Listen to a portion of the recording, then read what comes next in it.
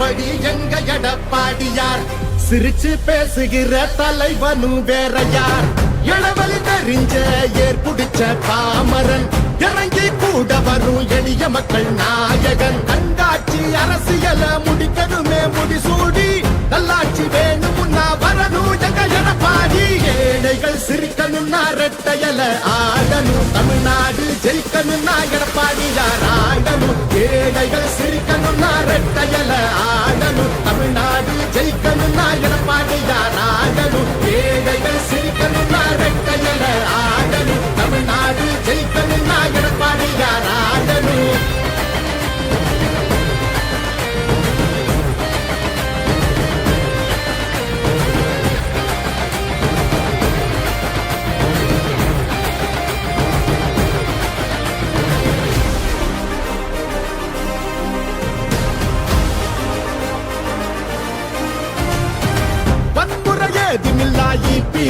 அரசுதான் ஒரு முறை யோசி அந்த தங்கத்தோட மனசுதான் சுயநலமில்லாத மக்களாட்சி அரசுதான் நேர்மையான இந்த அரசியலே புதுசுதான் தொத்து நோய் தடுத்து கவிதைய மீட்டெடுத்து செத்த பயிர் வளர்த்து விலையேத்தம் அதை தடுத்து அம்மாவை போல வந்து அரவணைச்சார் வரவாடி நல்லாட்சி வேணும்னா வரணும் எங்க எடப்பாடி ஏழைகள் சிரிக்கணும்னா ரெட்டையல ஆடணும் தமிழ்நாடு ஜெயிக்கணும்னா எடப்பாடியார் ஆடணும் ஏழைகள் சிரிக்கணும்னா ரெட்டையல ஆடணும் தமிழ்நாடு ஜெயிக்கணும்னா எடப்பாடியார் ஆடணும் ஏழைகள் சிரிக்கணும்னா ரெட்டையல ஆடணும் தமிழ்நாடு ஜெயிக்கணும்னா எடப்பாடியார் ஆடணும்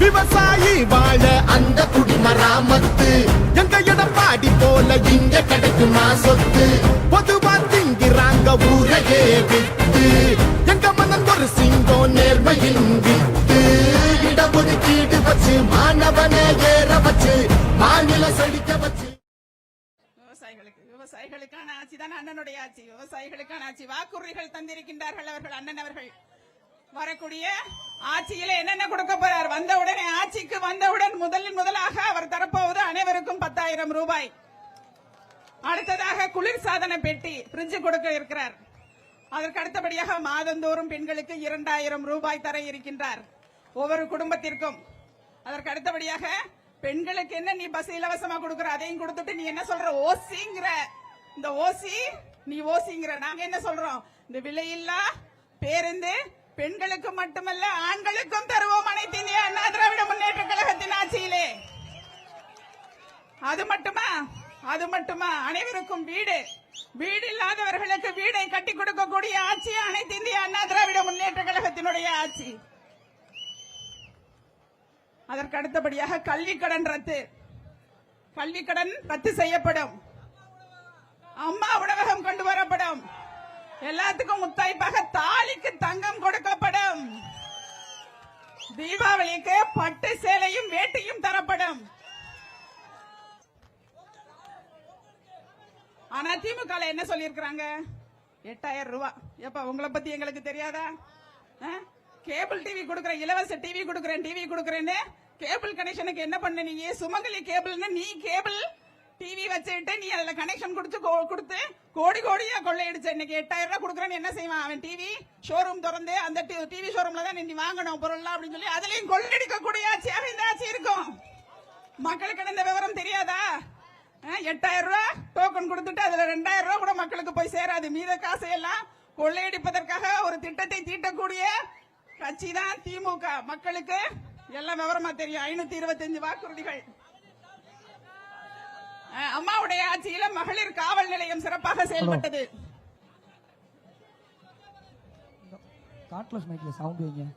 தேசிய ஜனநாயக கூட்டணியின் சார்பிலே இங்கே கூட்டணி கட்சியை சார்ந்த அன்பான சகோதரர்கள் எல்லாம் வந்திருக்கின்றீர்கள் அவர்களையும் இந்த நேரத்தில் வருக என்று வரவேற்று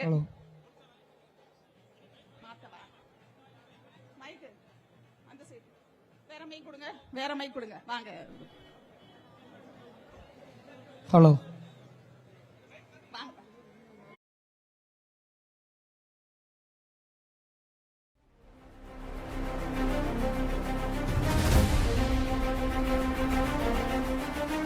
ஏழைகள் சிரிக்கணும்னா ரெட்டையல ஆடணும், தமிழ்நாடு ஜெயிக்கணும்னா எடப்பாடியார் ஆடணும்.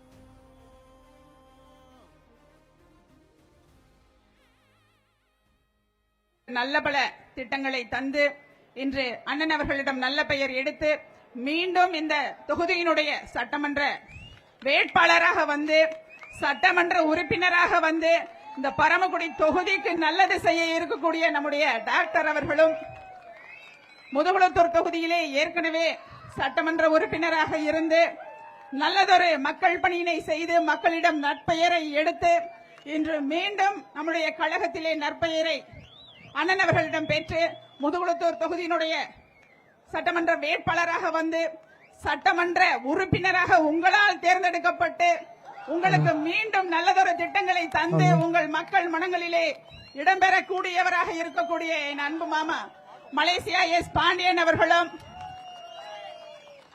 திருவாடனை தொகுதியிலே உங்களுடைய சகோதரியாக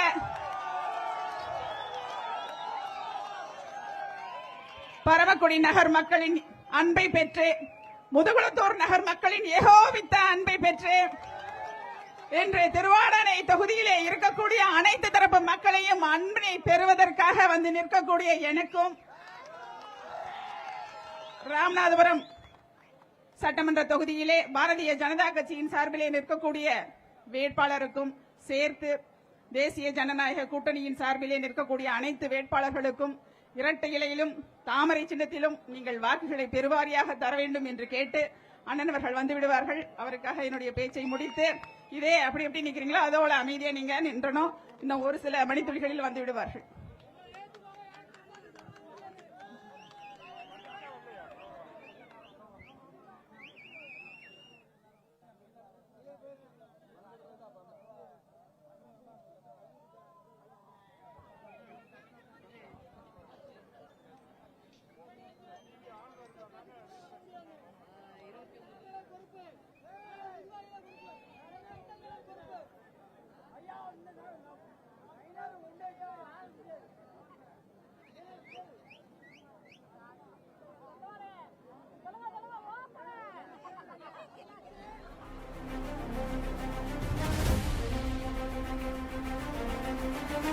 ஏழைகள் சிரிக்கணும்னா ரெட்டையல ஆடணும், தமிழ்நாடு ஜெயிக்கணும்னா எடப்பாடியார் ஆடணும்.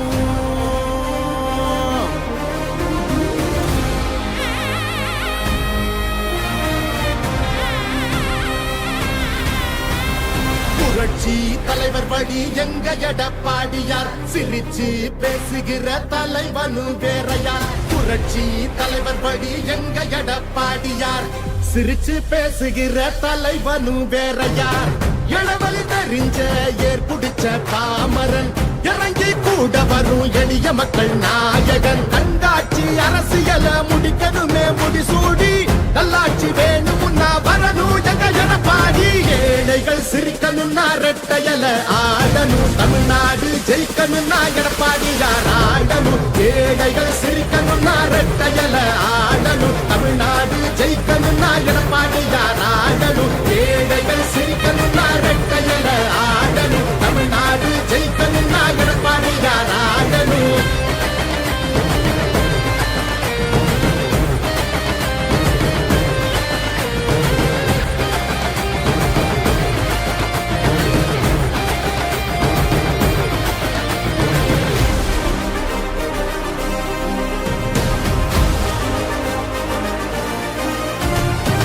வன்முறை ஏதுமில்லா EPS அரசுதான், ஒரு முறை யோசி அந்த தங்கத்தோட மனசுதான் சுயநலமில்லாத மக்களாட்சி அரசுதான் நேர்மையான இந்த அரசியலே புதுசுதான் தொத்து நோய் தடுத்து கவிதைய மீட்டெடுத்து செத்த பயிர் வளர்த்து இலையேத்தம் அதை தடுத்து அம்மாவை போல வந்து அரவணைச்சார் உறவாடி நல்லாட்சி வேணும்னா வரணும் எங்க எடப்பாடி ஏழைகள் சிரிக்கணும்னா ரெட்டையல ஆடணும் தமிழ்நாடு ஜெயிக்கணும்னா எடப்பாடியார் ஆடணும் ஏழைகள் சிரிக்கணும்னா ரெட்டையல ஆடணும் தமிழ்நாடு ஜெயிக்கணும்னா எடப்பாடியார் ஆடணும் ஏழைகள் சிரிக்கணும்னா ரெட்டையல ஆடணும் தமிழ்நாடு ஜெயிக்கணும்னா எடப்பாடியார் ஆடணும்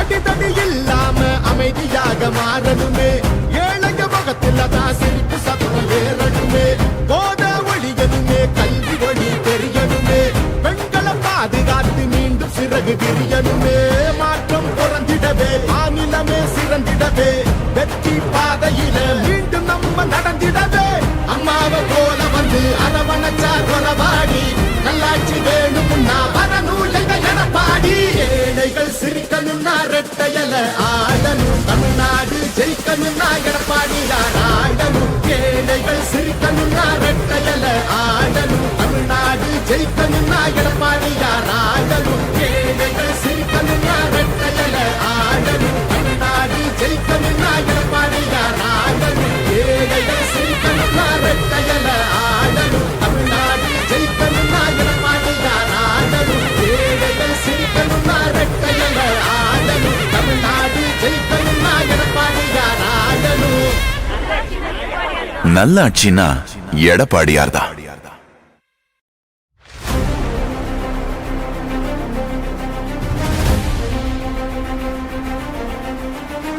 ஏழைகள் சிரிக்கணும்னா ரெட்டையல ஆடணும் தமிழ்நாடு ஜெயிக்கணும்னா எடப்பாடியார் ஆடணும்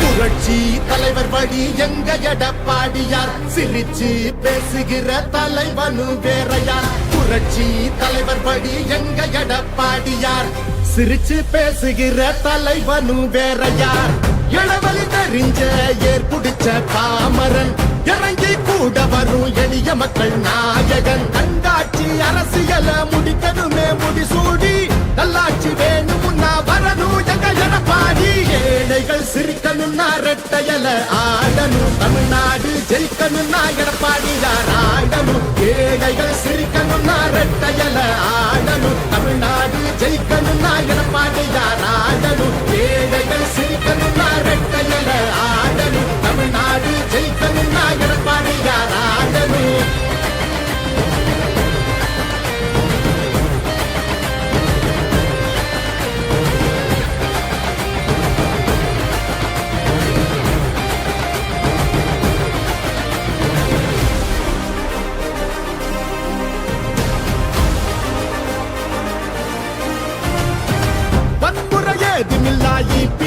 அரசுதான் ஒரு முறை யோசி அந்த தங்கத்தோட மனசுதான் சுயநலமில்லாத மக்களாட்சி அரசுதான் நேர்மையான இந்த அரசியலே புதுசுதான் தொத்து நோய் தடுத்து கவிதைய மீட்டெடுத்து செத்த பயிர் வளர்த்து இலையேத்தம் அதை தடுத்து அம்மாவை போல வந்து அரவணைச்சார் உறவாடி நல்லாட்சி வேணும்னா வரணும் எங்க எடப்பாடி ஏழைகள் சிரிக்கணும்னா ரெட்டையல ஆடணும் தமிழ்நாடு ஜெயிக்கணும்னா எடப்பாடியார் ஆடணும் ஏழைகள் சிரிக்கணும்னா ரெட்டையல ஆடணும் தமிழ்நாடு ஜெயிக்கணும்னா எடப்பாடியார் ஆடணும் ஏழைகள் சிரிக்கணும்னா ரெட்டையல ஆடணும் தமிழ்நாடு ஜெயிக்கணும்னா எடப்பாடியார் ஆடணும்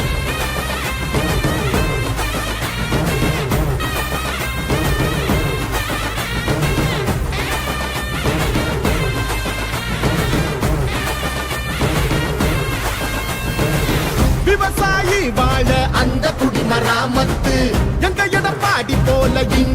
கிடைக்குமா சொத்து பொதுவா திங்கிறாங்க ஊரையே விட்டு எங்க மனம் ஒரு சிங்கம் நேர்மையின் விட்டு இடஒதுக்கீடு வச்சு மாணவனை ஏற வச்சு மாநில செழிக்க வச்சு முதலிடம் ஆக்கி வச்சு அம்மாவை போல வந்து அரவணைச்சா கொலவாடி நல்லாட்சி வேணும்னா வரணும் எங்க எடப்பாடி ஏழைகள் சிரிக்கணும்னா ரெட்டையல ஆடணும் தமிழ்நாடு ஜெயிக்கணும்னா எடப்பாடியார் ஆடணும் ஏழைகள் சிரிக்கணும்னா ரெட்டையல ஆடணும் தமிழ்நாடு ஜெயிக்கணும்னா எடப்பாடியார் ஆடணும் ஏழைகள் சிரிக்கணும்னா ரெட்டையல ஆடணும் தமிழ்நாடு ஜெயிக்கணும்னா எடப்பாடியார் ஆடணும் ஏழைகள் சிரிக்கணும்னா ரெட்டையல ஆடணும் தமிழ்நாடு ஜெயிக்கணும்னா எடப்பாடியார் ஆடணும் ஏழைகள் சிரிக்கணும்னா ரெட்டையல ஆடணும் தமிழ்நாடு ஜெயிக்கணும்னா எடப்பாடியார் ஆடணும் நல்லாட்சினா எடப்பாடியார்தான்.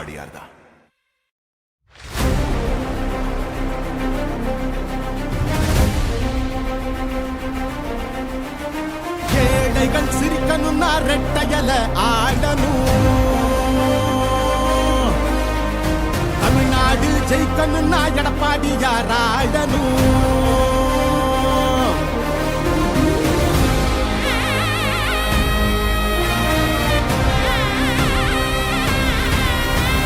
புரட்சி தலைவர் வழி எங்க எடப்பாடியார் சிரிச்சு பேசுகிற தலைவனு வேறையார் புரட்சி தலைவர் வழி எங்க எடப்பாடியார் சிரிச்சு பேசுகிற தலைவனு வேறையார் இளவலி தெரிஞ்ச ஏற்புடிச்ச பாமரன் இறங்கி கூட வரும் எளிய மக்கள் நாயகன் கண்காட்சி அரசியல முடிக்கணுமே முடிசூடி நல்லாட்சி வேணும்னா வரணும் எங்க எடப்பாடி ஏழைகள் சிரிக்கணும்னா ரெட்டையல ஆடணும் தமிழ்நாடு ஜெயிக்கணும்னா எடப்பாடியார் ஆடணும் ஏழைகள் சிரிக்கணும்னா ரெட்டையல ஆடணும் தமிழ்நாடு ஜெயிக்கணும்னா எடப்பாடியார் ஆடணும் ஏழைகள் சிரிக்கணும்னா ரெட்டையல ஆடணும் தமிழ்நாடு ஜெயிக்கணும்னா எடப்பாடியார் ஆடணும்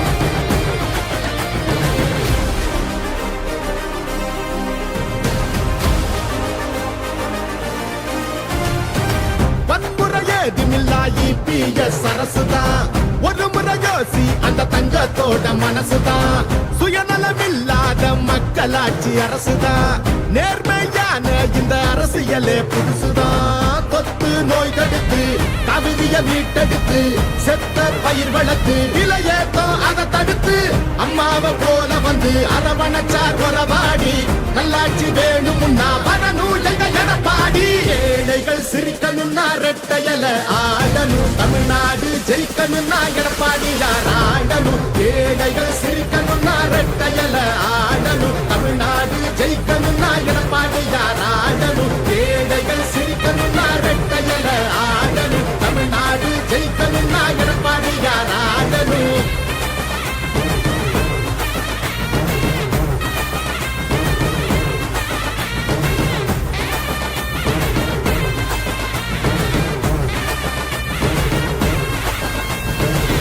அடிதடி இல்லாம அமைதியாக மாறணுமே ஏழைங்க முகத்தில் தான் சிரிப்பு சத்தம் ஏறணுமே போத ஒழியணுமே கல்வி ஒளி தெரியணுமே பெண்களை பாதுகாத்து மீண்டும் சிறகு விரியணுமே மாற்றம் புறந்திடவே மாநிலமே சிறந்திடவே வெற்றி பாதையில மீண்டும் நம்ம நடந்திடவே அம்மாவை போல வந்து அரவணைச்சா கொலவாடி நல்லாட்சி வேணும்னா வரணும் எங்க எடப்பாடி ஏழைகள் சிரிக்கணும்னா ரெட்டையல ஆடணும் தமிழ்நாடு ஜெயிக்கணும்னா எடப்பாடியார் ஆடணும் ஏழைகள் சிரிக்கணும்னா ரெட்டையல ஆடணும் தமிழ்நாடு ஜெயிக்கணும்னா எடப்பாடியார் ஆடணும் ஏழைகள் சிரிக்கணும்னா ரெட்டையல ஆடணும் தமிழ்நாடு ஜெயிக்கணும்னா எடப்பாடியார் ஆடணும் ஏழைகள் சிரிக்கணும்னா ரெட்டையல ஆடணும் தமிழ்நாடு ஜெயிக்கணும்னா எடப்பாடியார் ஆடணும் ஏழைகள் சிரிக்கணும்னா ரெட்டையல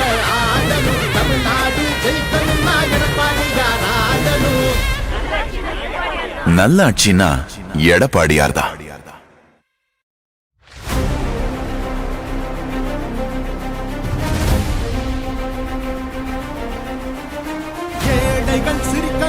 ரெட்டையல ஆடணும். தமிழ்நாடு ஜெயிக்கணும்னா எடப்பாடியார் ஆடணும்.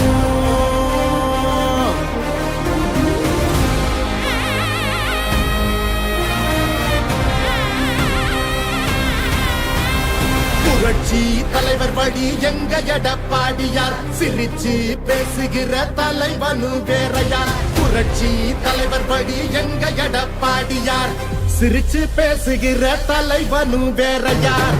இளவலி தெரிஞ்ச ஏற்புடிச்ச பாமரன், இறங்கி கூட வரும் எளிய மக்கள் நாயகன். கண்டாட்சி அரசியல முடிக்கணுமே முடிசூடி, நல்லாட்சி வேணும்னா வரணும் எங்க எடப்பாடி. ஏழைகள் சிரிக்கணும்னா ரெட்டையல ஆடணும். தமிழ்நாடு ஜெயிக்கணும்னா எடப்பாடியார் ஆடணும். ஏழைகள் சிரிக்கணும்னா ரெட்டையல ஆடணும். தமிழ்நாடு ஜெயிக்கணும்னா எடப்பாடியார் ஆடணும். ஏழைகள் சிரிக்கணும்னா ரெட்டையல ஆடணும். தமிழ்நாடு ஜெயிக்கணும்னா எடப்பாடியார் ஆடணும்.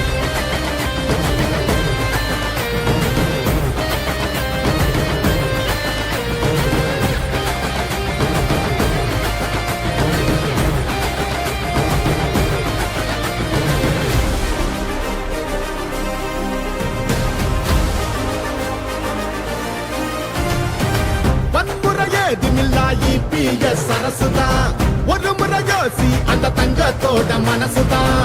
சுயநலமில்லாத மக்களாட்சி அரசுதான். நேர்மையான இந்த அரசியலே புதுசுதான். தொத்து நோய் தடுத்து, கவிதைய வீட்டெடுத்து, செத்த பயிர் வளர்த்து, இளையேத்தம் அதை தடுத்து, அம்மாவை போல வந்து அரவணைச்சார் உறவாடி. நல்லாட்சி வேணும்னா வரணும் எங்க எடப்பாடி. ஏழைகள் சிரிக்கணும்னா ரெட்டையல ஆடணும். தமிழ்நாடு ஜெயிக்கணும்னா எடப்பாடியார் ஆடணும். ஏழைகள் சிரிக்கணும்னா ரெட்டையல ஆடணும். தமிழ்நாடு ஜெயிக்கணும்னா எடப்பாடியார் ஆடணும். ஏழைகள் சிரிக்கணும்னா ரெட்டையல ஆடணும். தமிழ்நாடு ஜெயிக்கணும்னா எடப்பாடியார் ஆடணும்.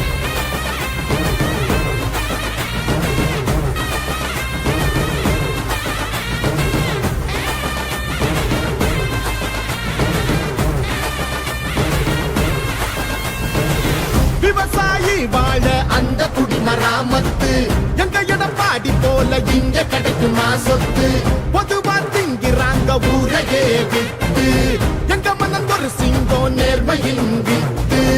இடஒதுக்கீடு வச்சு மாணவனை ஏற வச்சு, மாநில செழிக்க வச்சு, முதலிடம் ஆக்கி வச்சு, அம்மாவை போல வந்து அரவணைச்சா கொலவாடி. நல்லாட்சி வேணும்னா வரணும் எங்க எடப்பாடி.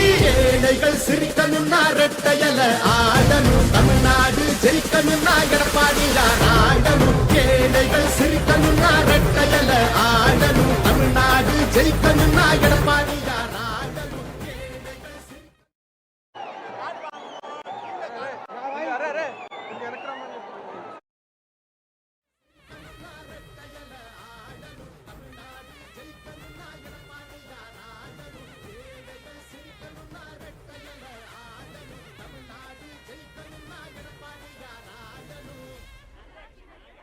நல்ல ஆட்சினா எடப்பாடியார் தான்.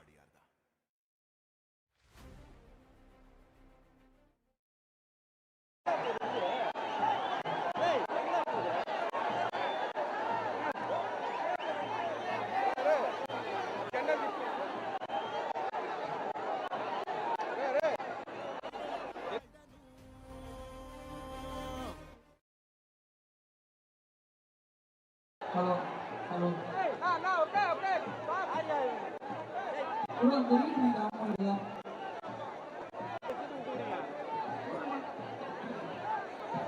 பொன்மனச்சம்மல் புரட்சி தலைவர் எம்ஜிஆர்,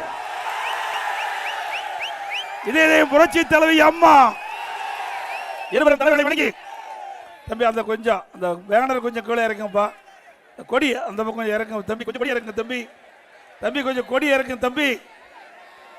தம்பி ஜான் பாண்டியன் சார் கொடி கொஞ்சம் இறக்குங்க தம்பி. அங்கே தொலைக்காட்சியில் படம் பிடிக்கணும். கொஞ்சம் ஒத்துழைப்பு கொடுங்க ராஜா, கொஞ்சம் ஒத்துழைப்பு கொடுங்க. அப்படியே கொஞ்சம் இறக்குங்க. தமிழக முன்னேற்ற கழகம் கொஞ்சம் இறக்குங்க தம்பி, கொஞ்சம் இறக்குங்க. தான் அங்கே கொஞ்சம் கொடியை கொஞ்சம் இறக்குங்க. பரமக்குடி சட்டமன்ற தொகுதியில் ராமநாதபுரம் மாவட்டத்தில் இருக்கின்ற 4 சட்டமன்றத்தில் நம்முடைய கழக வேட்பாளரை அறிமுகப்படுத்துகின்ற இந்த சிறப்பான நிகழ்ச்சியிலே கலந்து கொண்டு சிறப்பித்துக் கொண்டிருக்கின்ற மாவட்ட கழக செயலாளர் அருமைச்சார் MA முனிசாமி அவர்களே, மற்றும் நிகழ்ச்சியிலே கலந்து கொண்டிருக்கின்ற MP தர்மர் அவர்களே, மற்றும் நிகழ்ச்சியிலே கலந்து கொண்டிருக்கின்ற முன்னாள் அமைச்சர் மணிகண்டன் அவர்களே, மகளிரை சேர்ந்த கீர்த்திகா முனிசாமி அவர்களே, முன்னாள் MLA அருமைச்சவர் டாக்டர் முத்தையா அவர்களே, மற்றும் முன்னாள் MP திரு MS நிறைகுலத்தான் அவர்களே, நிகழ்ச்சியிலே பங்கு பெற்றிருக்கின்ற மலேசிய அவர்களே, மற்றும் நிகழ்ச்சியிலே பங்கு பெற்றிருக்கிற KC ஆணிமுத்து அவர்களே, முன்னாள் MLA சகோதரர் சதன் பிரபாகர் அவர்களே, G முனியசாமி அவர்களே, பாஜக மாவட்ட தலைவர் திரு K அவர்களே, பாமக அமைச்சர் திரு சைதகிம் அவர்களே, பாமக அமைச்சர் தவக் அஜித் அவர்களே, மற்றும் அம்மா மக்கள் முன்னேற்ற கழகத்தில் M முருகன் அவர்களே, தமாக மாவட்ட செயலர் திரு N நாகேஸ்வரன் அவர்களே, தமாக மாவட்ட செயலர் திரு K மூர்த்தி அவர்களே, புதிய நீதி கட்சி சேர்ந்த N சூரிய பிரகாஷ் அவர்களே, தமிழக முன்னேற்ற கழக மாவட்ட செயலர் திரு R சுரேஷ் அவர்களே, தமிழக முன்னேற்ற கழக மாவட்ட செயலர் திரு RV ராஜபாண்டி அவர்களே, இந்திய ஜனநாயக கட்சி மாவட்ட தலைவர் P ஆனந்த் அவர்களே, அகில இந்திய பாராளுமன்ற கழக மாவட்ட செயலர்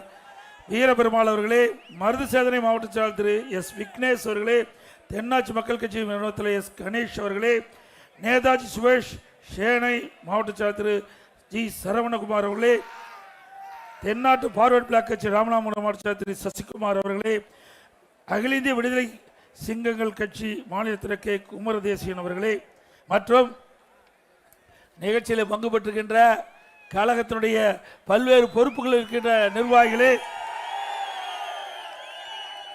வின்சென்ட் நகர கழக செயலர் வின்சென்ட் ராஜா அவர்களே, வாரியத்தை சிறப்பித்துக் கொண்டிருக்கிற கழகத்திலே பல்வேறு பொறுப்புகளை வைக்கின்ற நிர்வாகிகளை, நம்முடைய கூட்டணியில் அங்கு வைக்கின்ற கட்சியுடைய நிர்வாகிகளை, தலைவர்களே, பெரியவர்களே, தாய்மார்களே, வாக்காளர் மக்களே, தொழிலாளர் நண்பர்களே, மீனவ நண்பர்களே, மாநிலத்தை சேர்ந்த சகோதரிகளே, இளைஞர் பட்டாளங்களே, பத்திரிகையாளர் ஊடக நண்பர்களே, அத்தனை பேருக்கும் என்னுடைய முதற்க நடிகலந்த வணக்கம். இன்று தினம் அனைத்து இந்திய அண்ணா திராவிட முன்னேற்ற கழகத்தின் சார்பாக இந்த மாவட்டத்தில் 3 தொகுதியில் அனைத்து இந்திய அண்ணா திராவிட முன்னேற்ற கழக தலைமையில் அமைக்கப்பட்ட தேசிய ஜனநாயக கூட்டணி அங்கே அமைக்கின்ற அனைத்து இந்திய அண்ணா திராவிட முன்னேற்ற கழக வெற்றி வேட்பாளர்கள் திருவாடனை சட்டமன்ற தொகுதிக்கு மரியாதைக்குரிய சகோதரி திருமதி கீர்த்திகா முனிசாமி அவர்கள் நிறுத்தப்பட்டிருக்கின்றோம். பரமக்குடி சட்டமன்ற தொகுதிக்கு டாக்டர் S முத்தையா முன்னாள் MLA அவர்களை நிறுத்தப்பட்டிருக்கின்றோம். முதுகுளத்தூர் சட்டமன்ற தொகுதிக்கு முன்னாள் MLA திரு மலேசியா S பாண்டி அவர்களை நிறுத்திருக்கிறோம். மற்றும் 3 சட்டமன்ற வேட்பாளருக்கும் உங்களுடைய பொன்னான வாக்கினை 2 லட்சத்திலே வாக்களித்து வெற்றி பெற செய்கின்றனர்.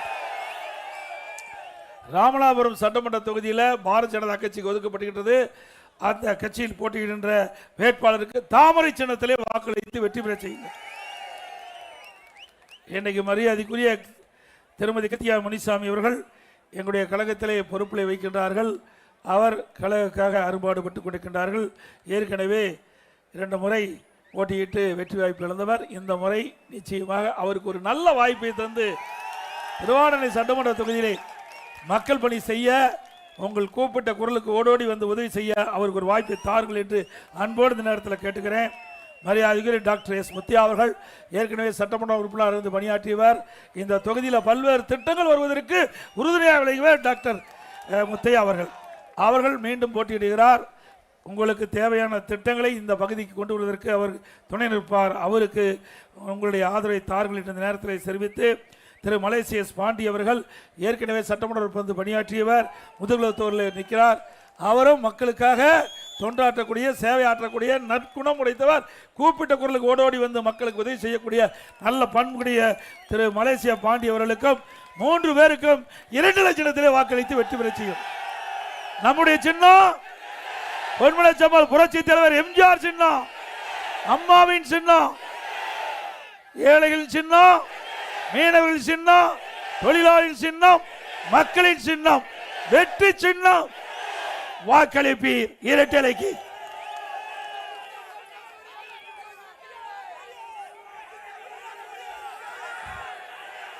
ஸ்டாலின் திரு உதயநிதி அவர்கள் ஒரு கூட்டத்தில் பேசும்போது என்னை பற்றி விமர்சனம் செய்திருக்கிறார்.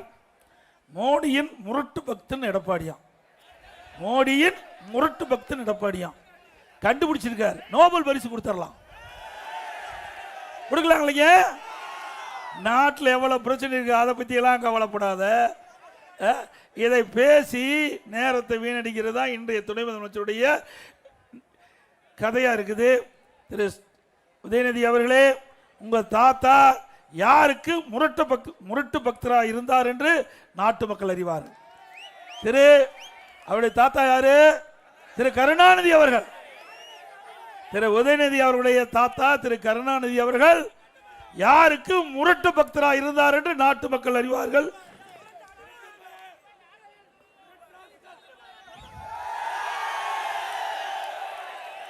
யாருக்கு? மத்தியிலே பாரத பிரதமராக இருந்த திரு வாஜ்பாய் அவர்களுக்கு முரட்டு பக்தரா இருந்தவர் திரு கருணாநிதி அவர்கள். பாருங்க, ஒருத்தர் மைக்கு ஆன் பண்றாங்க, ஒருத்தர் மைக்கு சரி பண்றாங்க, எப்படி எல்லாம் பிரதமருக்கு ஜால்ரா போடுறாங்க பாருங்க. எங்களை பத்தி பேசுவதற்கு அருகதை இருக்குதா உங்களுக்கு?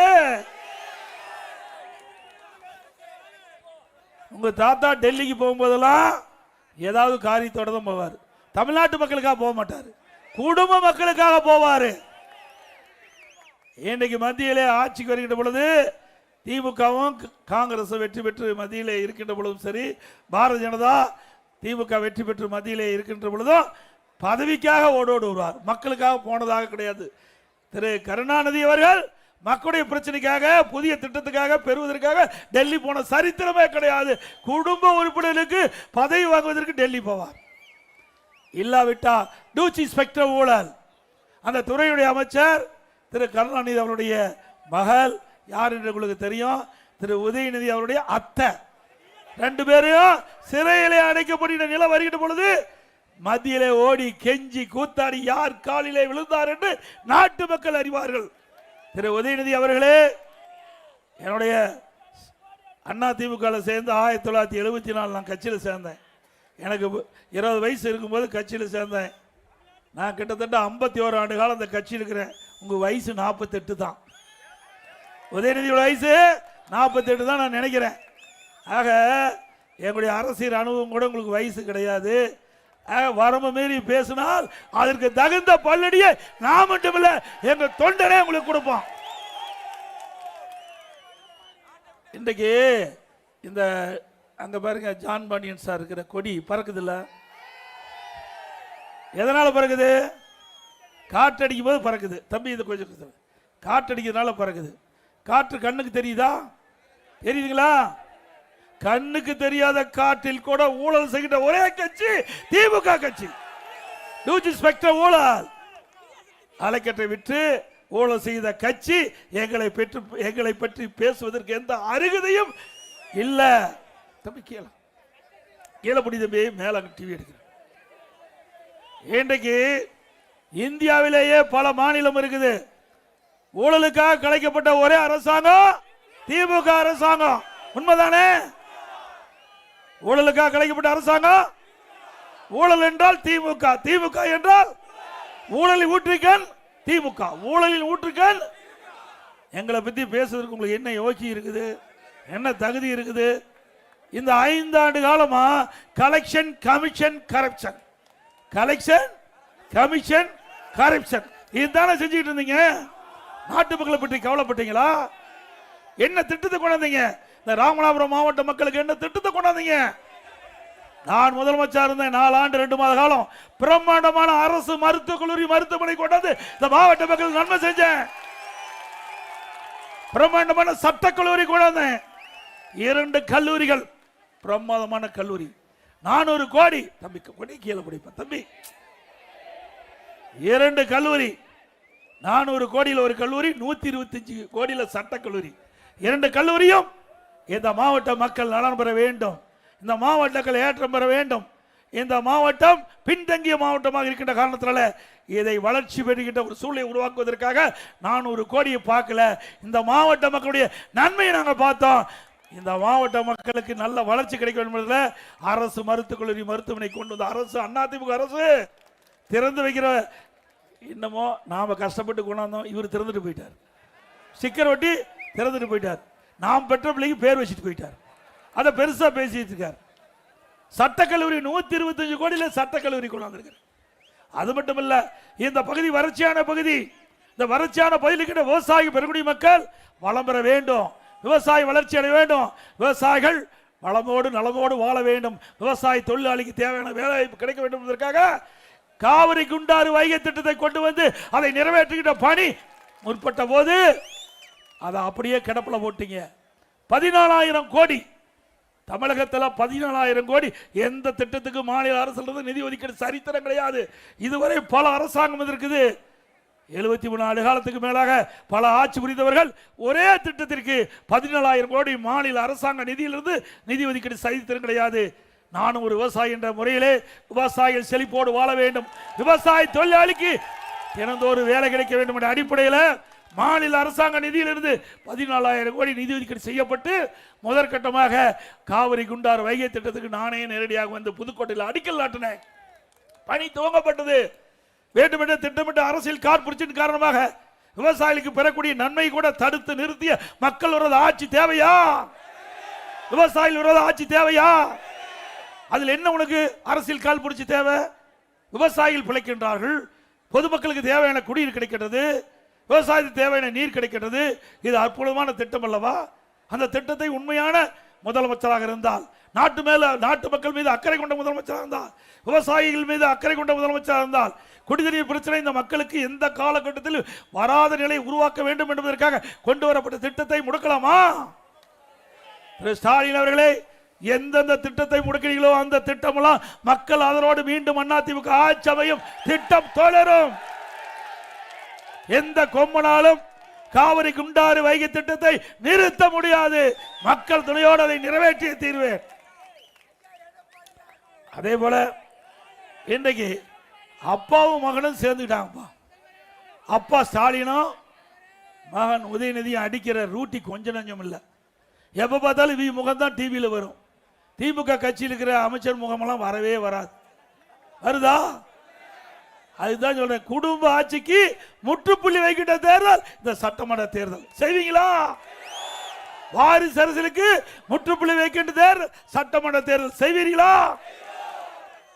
அந்த கட்சியில உழைத்து உழைத்து ஓடா போனவர்களுக்கெல்லாம் வாய்ப்பு கிடையாது. திரு கருணாநிதி குடும்பத்தில் பிறந்தவர்கள் தான் கட்சியிலைக்கும் உயர்ந்த பதவி வர முடியும், ஆட்சிக்கு உயர்ந்த பதவியில் வர முடியும். அப்படிப்பட்ட கட்சி நாட்டுக்கு தேவையா? அதிமுக அப்படி இல்ல, ஜனநாயக முறைப்படி இருக்கின்ற கட்சி. சாதாரண ஒரு கிளை செயலாளர் கூட இந்த கட்சியுடைய பொதுச் செயலாளர் வர முடியும். நான் கிளை செயலாளர் பொதுச் செயலாளர் திமுக வர முடியுமா? யாராவது ஒருவராது இப்படி ஒரு வார்த்தை பேச முடியுமா திமுகவில்? அம்மா அவர்கள் குறிப்பிட்டார்கள் சட்டமன்றத்தில், எனக்கு பின்னாலும் அதிமுக 100 ஆண்டு தொடரும் என்று. நம்முடைய தலைவர்கள் மறைந்தாலும் மக்களுடைய ஆதரவோடு, கழக நிர்வாகிகள் தொண்டர் ஆதரவோடு இன்றைக்கு கழகம் வலிமையோடு இருக்கின்றது. எவ்வளவு பிரச்சனை, கொஞ்ச நெஞ்ச பிரச்சனையை நாம் சந்திச்சோம். சிந்திச்சு பாருங்க, அதிமுக உடைக்க எவ்வளவு சதி செய்யப்பட்டது. நான் முதலமைச்சராக தேர்ந்தெடுக்கப்பட்டு பெரும்பான்மையை சட்டமன்றத்தில் நிரூபிக்கின்ற அந்த காலகட்டத்தில் பயங்கரமான அட்டழியம். சட்டம் இயற்ற மாமன்றத்தில் சட்டப்பேரவை தலைவரை கீழே தள்ளி இறக்கி எவ்வளோ பிரச்சனை உருவாக்கினாங்க. ஆனால் அதிமுகவை ஒரு காலம் எவராலும் அழிக்க முடியாது என்பதை பொன்மனச்செம்மல் புரட்சி தலைவர் எம்ஜிஆர், புரட்சி தலைவர் அம்மா ஆன்மா இந்த கட்சியை தொடர்ந்து கவனி ஆசி வழங்கி கொண்டிருக்கின்றது. ஸ்டாலின் அவர்களே, எவ்வளவு வழக்குகள் போட்ட அத்தனை தூள் துளாக்கணும். இன்னைக்கு அதிமுக என்பது மக்களுடைய இயக்கம். பொன்மனச்செம்மல் புரட்சி தலைவர் எம்ஜிஆர் இந்த இயக்கத்தை தோற்றுவித்தார். இதை புரட்சி தலைவி அம்மாள் கண்ணை இமைகாப்பதை போல காத்து நாட்டு மக்களுக்கு பல்வேறு திட்டங்களை கொண்டு வந்து அதனால் தமிழகம் இந்தியாவிலேயே முதல் மாநிலம் என்ற பெருமையை உருவாக்கி தந்த தலைவர்கள் தோற்றுவித்த கட்சி அதிமுக கட்சி. இந்த தமிழக மண்ணிலே 31 ஆண்டு காலம் ஆட்சி புரிந்த கட்சி அதிமுக கட்சி. இன்றைக்கு இருவரும் தலைவர் இருந்த காலகட்டத்தில் பல்வேறு திட்டங்களை கொண்டு வந்து கிராமத்திலிருந்து நகர வரை ஏழை எளிய ஒடுக்கப்பட்ட நசுக்கப்பட்ட அத்தனை மக்களுக்கும் தேவையான அடிப்படை தேவைகளை பூர்த்தி செய்த அரசாங்கம் என்று சொன்னால் அது அதிமுக அரசாங்கம். ஒரு ஆட்சியில் அப்படியே பார்க்க முடியுது. 5 வருஷம் இருந்தாங்க, 5 லட்சம் கோடி கடன் வாங்கிட்டான். 5 வருஷம் இருந்து 5 லட்சம் கோடி கடனை வாங்கி நாட்டு மக்கள் மீது கடனை சுமத்தி விட்டு சென்றுட்டீங்க. நல்லா சிந்தித்து பாருங்க. 2021 வரை 73 ஆண்டு காலம் பல்வேறு கட்சிகள் தமிழகத்தை ஆண்டது. அப்பொழுது 21 வரை 4,85,000 கோடி தமிழ்நாட்டுடைய கடன். திமுக ஆட்சிக்கு வந்த பிறகு 5 வருஷத்துல 5 லட்சம் கோடி. இந்தியாவிலேயே கடன் வாங்குவதில் முதல் மாநிலம் தமிழ்நாடு. இதுதான் இந்த ஆட்சியுடைய சாதனை. திரு ஸ்டாலின் அரசாங்கத்தினுடைய சாதனை. திரு ஸ்டாலின் 5 ஆண்டு காலம் ஆட்சி செய்த சாதனை கடன் வாங்குவதில் முதல் மாநிலம் இந்தியாவில். இப்படிப்பட்ட அரசாங்கம் தேவைங்களா? இன்னொன்று, இன்றைக்கு வருமானம் அதிகமாகிடுது. இன்னைக்கு வருமானம் அதிகமாகிடுது. 2020-21 அதிமுக ஆட்சியில் இருந்ததை விட 2024-25 திராவிட முன்னேற்ற கழக ஆட்சியில் 1,36,000 கோடி கூடுதலாக வருமானம் வருது. ஒரு பக்கம் கூடுதலாக வருமானம் வருது, ஒரு பக்கம் கடன் வாங்குறீங்க. பெரிய திட்டம் எதுவும் இல்லை. ஆனால் அதிமுக ஆட்சியில் கொரோனா காலம் நன்றாக உங்களுக்கு தெரியும். ஒரு வருஷம் அரசுக்கு வரிவாய் கிடையாது, 1 ரூபாய் வரிவாய் கிடையாது. எல்லா கடைகளும் மூடப்பட்டிருந்தது. பெட்ரோல் டீசல் கிடையாது, கலால் வரி கிடையாது, ஜிஎஸ்டி கிடையாது, பத்திரப்பதிவு கிடையாது, ரோட் டாக்ஸ் கிடையாது. எதுவுமே வரி இல்லாம ஆட்சி செய்து சாதனை படைத்த அரசாங்கம் அதிமுக அரசாங்கம். உங்களுடைய ஆட்சியில் புயல் வந்ததா, வெள்ளம் வந்ததா, வறட்சி வந்ததா, கொரோனா வந்ததா? ஒன்றும் இல்லை. அப்படி இருக்கும்போது எது கடன் வாங்குறீங்க? ஒரு திறமையற்ற முதலமைச்சர், பொம்மை முதலமைச்சர் அந்த நாட்டை ஆண்டு கொண்டிருக்கிற காரணத்தினால இன்றைக்கு நாடு தள்ளாடி கொண்டிருக்கின்றது, கடனிலே தத்தளித்துக் கொண்டிருக்கிறது. அதிமுக ஆட்சி ஒரு பொற்கால ஆட்சி என்று மக்கள் பாராட்டுகின்ற அளவுக்கு அற்புதமான ஆட்சி கொடுத்த அரசாங்கம் அதிமுக அரசாங்கம். சிந்திச்சு பாருங்க. 11 அரசு மருத்துவக் கல்லூரி ஒரே வருஷத்தில் கொண்டாந்தோம். ஒரே வருஷத்துல 11 அரசு மருத்துவக் கல்லூரி. ஒரே ஆண்டில் 6 சட்டக்கல்லூரி நான் முதலமைச்சர் இருந்தபோது கொண்டு வந்தோம்.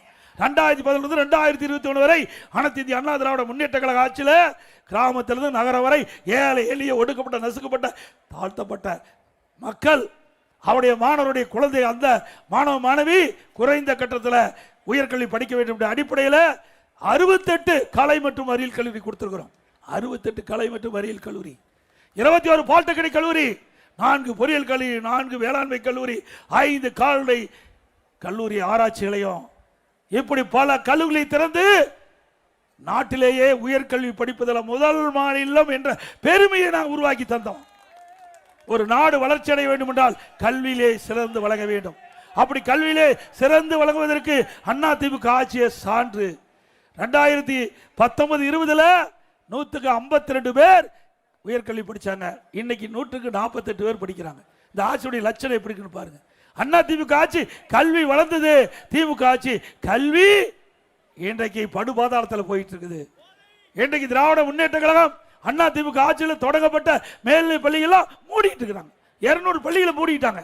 அதிமுக ஆட்சியில் பள்ளிகளை திறந்தோம், திமுக ஆட்சியில் பள்ளிகளை மூடுனாங்க. இதுவா இந்த ஆட்சி அந்த நாட்டு மக்களுக்கு நன்மை செய்ய போகுது? செய்யுமா?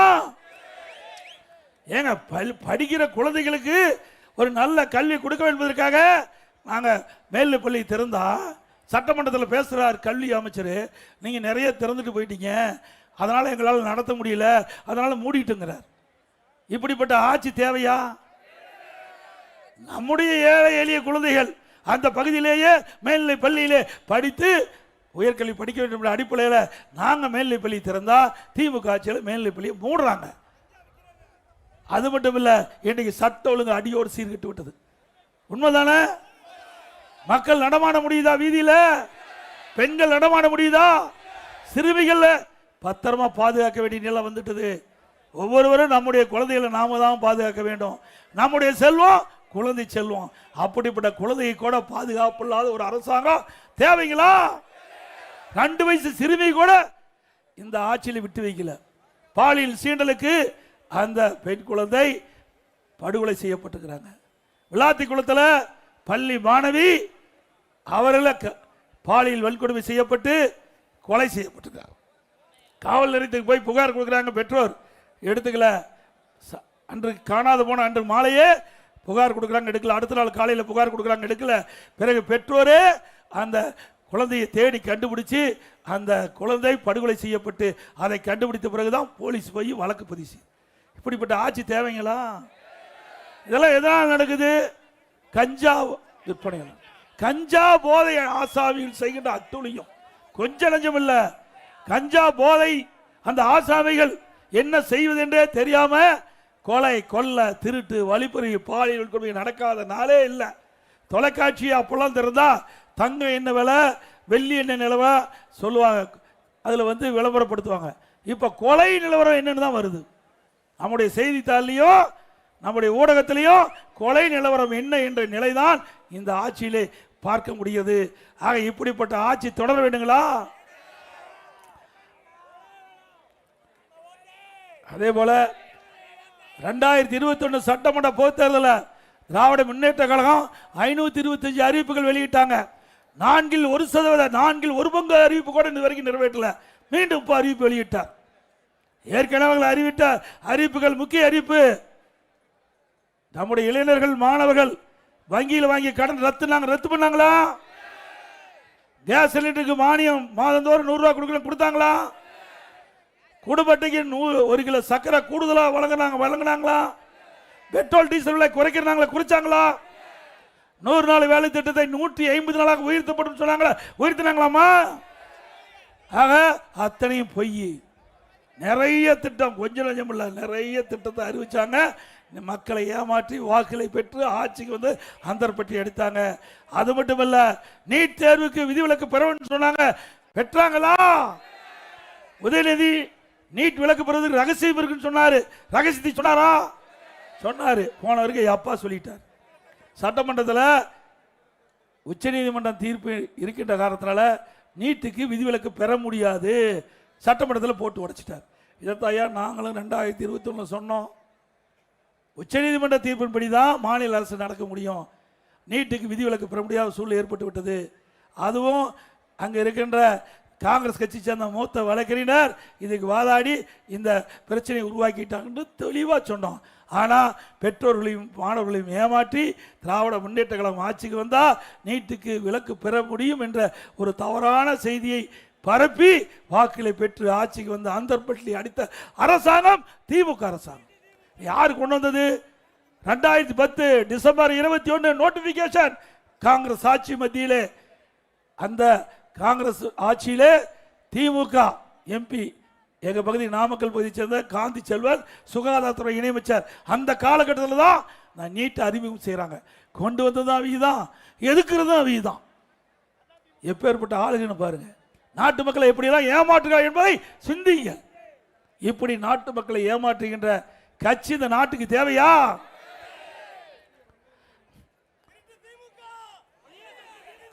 அதே போல இன்றைய தினம் திமுக அமைச்சர்கள் செய்த ஊழல்கள், அவருடைய நகர்ப்புற வளர்ச்சித்துறை, குடிநீர் வழங்கத்துறை அமைச்சர் யாருன்னு உங்களுக்கு தெரியும். சமீபத்தில் அமலாக்கத்துறை அவர்கள் வந்து கிடைக்கப்பெற்ற ஆதாரத்தின் அடிப்படையில் இன்றைக்கு மாநில அரசுக்கு சட்ட ஒழுங்கு டிஜிபி கிட்ட அறிக்கை கொடுத்து இதை எஃப்ஐஆர் போடுறாங்க. இது வரைக்கும் போடவே இல்லை. 3 முறை அமலாக்கத்துறைக்கு கிடைத்த ஆதாரத்தின் அடிப்படையில் இதை விசாரித்து நடவடிக்கை எடுக்கிறாங்க. இது வரைக்கும் எடுக்கல. நாங்கள் நீதிமன்றம் போனோம். நீதிமன்றம் இன்றைக்கு அமலாக்கத்துறை கொடுக்கப்பட்ட அந்த அறிக்கை அதில் குறிப்பிட்ட ஆதாரங்கள் சரிதானது என்று சொல்லி அவர்கள் மீது வழக்கு பதிவு செய்ய சொல்லி கூட இன்னும் வழக்கு பதிவு செய்யல. அதிமுக ஆட்சிக்கு வந்தவுடனே இந்த துறையில் நடைபெற்ற முறைகேடுகளை முறையாக விசாரித்து சம்பந்தப்பட்டவர்கள் மீது சட்ட நீதியாக நடவடிக்கை எடுக்கப்படும். அப்புறம் ஸ்டாலின் சொல்றாரு, அதிமுக பிஜேபிக்கு அடிமை, அதிமுக பிஜேபிக்கு அடிமையா? அப்படின்னா நீ ஏன் 1999 பிஜேபியோட கூட்டணி வச்ச? 2001 சட்டமன்ற பொதுத் தேர்தல் எது கூட்டி வச்ச? அப்படி நீங்க முதலே கூட்டி வச்சீங்கல்ல. ஆட்சி அதிகாரம் வேணும்னா நீங்க கூட்டணி வைப்பீங்க, அப்படித்தானே? இரட்டை வேடம் போடுகிற கட்சி திமுக கட்சி தானே. 1999ஆம் ஆண்டு நாடாளுமன்ற தேர்தலில் பாரதிய ஜனதாவோட கூட்டணி வச்சு அவர்கள் வெற்றி பெற்று மத்தியில் அமைச்சராக இருந்தார் முரசொலி மாறன் அவர்கள். 2001 சட்டமன்ற பொதுத் தேர்தல் திமுக காங்கிரஸ் பிஜேபி கூட்டணி வச்சு போட்டியிட்டது. அப்பெல்லாம் பிஜேபி மதவாத கட்சின்னு பார்க்கல. அப்பவும் அதே கொள்கை தான் பிஜேபி, இப்பவும் அதே கொள்கை தான். அப்போ இருக்கிற பிரைம் மினிஸ்டர் இருந்தார், இப்போ அந்த பிரைம் மினிஸ்டர் புது பிரைம் மினிஸ்டர் வந்திருக்காரு. அப்போ இருந்த பாரதிய ஜனதா கட்சி தலைவர் இருந்தாங்க, இப்போ தலைவர் தான் மாறி இருக்காங்க. கட்சி அப்படியே தான் இருக்குது. அப்படிதாங்க, உண்மைதானே.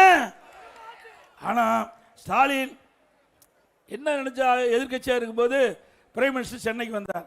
அப்போ கருப்பு பலூன் விட்டார், கருப்பு பலூன் விட்டார். அப்போ கருப்பு கொடி காட்டினார். பிறகு ஆளுங்கட்சியாக இருந்தார் திரு ஸ்டாலின் முதலமைச்சரானார். பிரைம் மினிஸ்டர் ரத்தன கமலம் போட்டு வரவழைச்சி சென்னையில் வெள்ளை குடை பிடித்தார். வெள்ளை குடை பிடித்த வேந்தன் என்று பட்டம் கொடுக்கப்பட்டு விட்டது, மக்கள் சார்பாக கொடுக்கப்பட்டது. எப்படி வேறம் போடுறாங்க. அது மட்டும் இல்லை, கேலோ இந்தியா அந்த விளையாட்டு போட்டி துவக்கிறதுக்கு பிரைம் மினிஸ்டர் அழைச்சி இந்த உதயநிதி என்னென்ன பேசுறாரு பார்த்தீங்களா, இவர் தான் அழைச்சி அந்த விளையாட்டு போட்டியை துவக்கி வைத்த மனிதர் துணை முதலமைச்சர் உதயநிதி. பிறகு செஸ் ஒலிம்பியாட் அதை இன்றைய முதலமைச்சர் பிரைம் மினிஸ்டர் அழைச்சி அதை துவக்கி வைக்கிறார். பிறகு மத்தியில் மாநிலத்தில் நடக்கிற மத்திய அரசு திட்டங்கள் அதற்கு அடிக்கல் நாட்டுவதற்கு பிரைம் மினிஸ்டர் வரவழைச்சு கலைவாணர்களை அடிக்கல் நாட்டினாங்க. அப்பெல்லாம் இந்த பிரைம் மினிஸ்டர் மோசம் அப்படின்னு சொல்லல, ஏன்னா மோசம்னா வழக்கு போட்டுருவாங்கல்ல, பயம். அவ்வளோ ஊழல் பண்ணியிருக்காங்க திமுக. ஆக இரட்டை வேடம் போடுகின்ற கட்சி திமுக கட்சி என்பதை ஸ்டாலின் நிரூபித்துக் கொண்டிருக்கின்றார். திரு ஸ்டாலின் அவர்களே, அண்ணா திமுக யாருக்கு அடிமை இல்லை. அது தலைவர் காலத்திலும் சரி, அம்மா காலத்திலும் சரி, அம்மா மறைவுக்கு பிறகும் சரி, அண்ணா திமுக தொண்டல் இருந்து நிர்வாகிகள் இருந்து தலைமைகள் நிர்வாகிகள் மடியிலே கனமில்லை, வழியிலே பயமில்லை. ஸ்டாலின் அவர்களே, என் மீது கூட வழக்கு போட்டு பார்த்த, என் மீது எடப்பாடி பழனிசாமி நெடுஞ்சாலை துறையில் ஊழல் குற்றச்சாட்டு என் மீது சுமத்தி வழக்கு தொடர்ந்தீங்க. அந்த வழக்கை நேரடியாக சந்தித்து விடுதலை பெற்று மக்கள் முன் நிரபராதி வந்திருக்கிறேன். உங்களால் பண்ண முடியுதா? வாய்தா வாங்கிட்டு இருக்கிறீங்க. இன்னொன்று, உயர் நீதிமன்றம் திமுக போட்ட கேஸ் நான் வாபஸ் பெறேன்னு சொன்னாங்க. இல்லை, நான் நடத்துறேன்னு சொன்னேன். என் மீது வழக்கு போட்டாங்க, சட்டமன்றத்தில் பேசுனீங்க, பதிவாயிட்டுது. ஆனால் இப்பொழுது நீதிமன்றத்தில் வழக்கு போட்டவர் திமுக சேர்ந்த RS பாரதி வழக்கை திரும்ப பெறன்னு சொன்னார். இல்லை இல்லை, நான் நடத்துறேன்னு. அப்போ உயர் நீதிமன்ற நீதிபதி அவர்கள் அதாங்க வழக்கு போட்டவரே திரும்ப பெறேன்னு. அவரு எப்போ வேணா வழக்கு போடுவார், எப்போ வேணா திரும்ப போடுவார். ஆனால் இதுவரைக்கும் பத்திரிகையிலையும் ஊடகத்திலையும் வந்த செய்தி என்னை பாதிச்சிருக்குது. சட்டமன்றத்தில் முதலமைச்சர் என் மீது குற்றம் சுமத்தி பதிவு வச்சிருக்கார், அதை எடுக்க முடியாது. அதனால் நான் நீதிமன்றத்தில் வழக்கை நடத்தி நிரபராதி என்று நிரூபிப்பேன் சொன்னேன். அந்த உயர் நீதிமன்றத்தில் வழக்கை நடத்தினேன், நிரபராதி என்று உங்கள் மேல் நிற்கின்றேன். தில்லு திராணி தெம்பு இருந்தா உங்களுடைய அமைச்சர்கள் மீது போட்ட வழக்கு நீதிமன்றத்தில் சந்தி முடியாது. நாங்க எந்த தவறும் செய்யல, மடியிலே கனம் இல்லை, வழியிலே பயம் இல்லை. அதனால நீதிமன்றத்தில் நாங்க வழக்கு நடத்தி நிரபராதின்னு வந்தோம். இது அண்ணா திமுக வரலாறு. ஆனால் திமுக அப்படி அல்ல. ஊழல் செய்து, இன்றைக்கு முறைகேடு செய்து, இன்றைக்கு கொள்ளையடித்த பணத்தை எல்லாம் நாட்டு மக்களுக்கு அடையாளம் காட்டப்படுகின்ற வருகின்ற தேர்தல் மூலமாக அதை நாங்கள் நிச்சயமாக நிறைவேற்றி தருவோம்.